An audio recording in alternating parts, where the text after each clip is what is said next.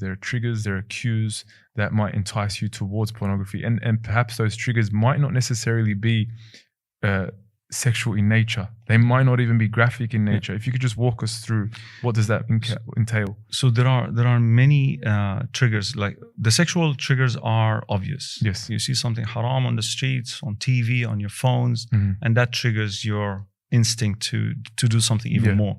There are also emotional triggers. You had a fight with your wife, so you become upset. As a result, to numb that pain, the anger.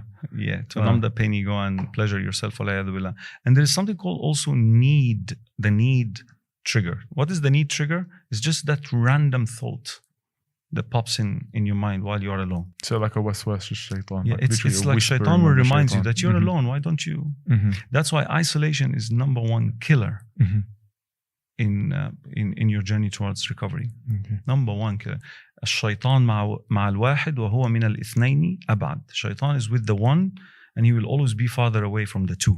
So the more you have good company around you, there are no chances for anyone to watch these filth or pleasure himself when he's in good company, even if he is like having some urge. Yes, and the key word there, Ustad Wael, is good company, because we do know that bad company can be even more detrimental than being alone, especially when the bad company is enticing you towards. Absolutely. We always say the environment consists of three major areas: the places that you often visit, the people that you meet regularly, and even objects and items that you see that reminds you of certain activities.